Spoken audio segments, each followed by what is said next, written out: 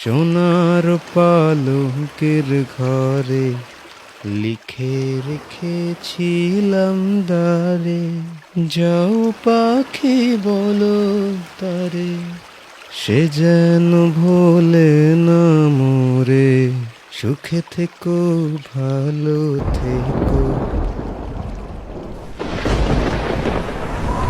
এই রে, ঝড় আসছে মনে হয়।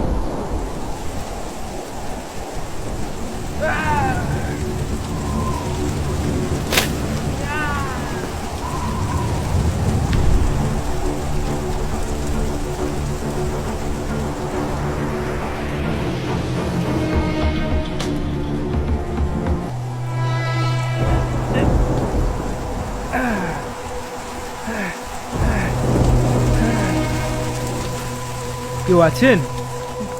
কেউ আছে? এই রে, নদীর ওপরে আকাশ কে ওখানে? ওরে, নদীর ওপার পাখির বাসা, মনে বধূ বড় আশা।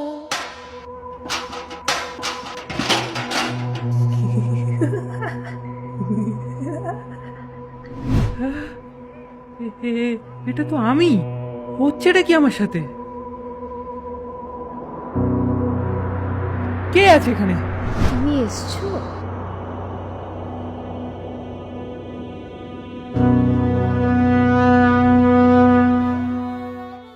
এই দেখো, এটা তোমার জন্য। কি গো এটা?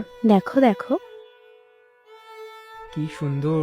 তুমি কি জানো তোমার জন্য কত চিন্তা হচ্ছিল? আমার কি হবে? তুমি আছো তো আমার জন্য। মনটা যে খুব ডাকছিল গো, মনে হচ্ছিল যেন এইবারটা। তোমার বাবার যুদ্ধের নীতি খুব ভালো, কারোর হারানো অত সহজ না। আর আমি ঠিক তোমার কাছে ফিরে আসবই।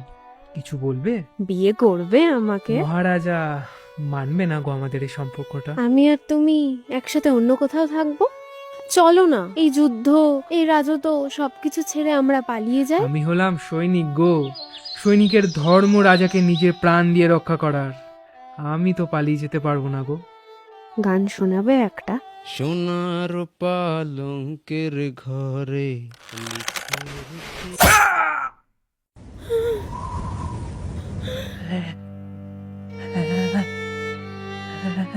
পেয়াদাদের রাজা হওয়ার স্বপ্ন দেখতে নেই।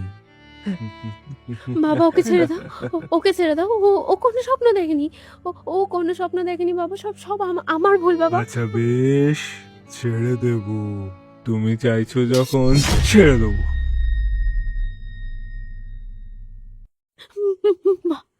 বাবা, যাও, ওকে বন্দি বানিয়ে দাও, সাথে এই দেহটাকে ওর সামনে রেখে দাও, যেন ওর মৃত্যুর শেষ নিঃশ্বাস অব্দি এই দেহটাকে দেখতে পায়।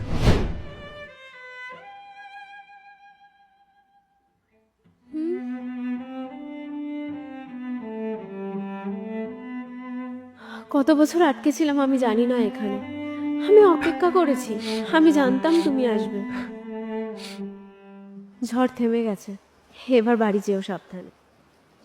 যাও পাখি বলো তারে, সে যেন ভোলে না মোরে, সুখে থেকো ভালো থেকো, মনে রেখো হে আমার।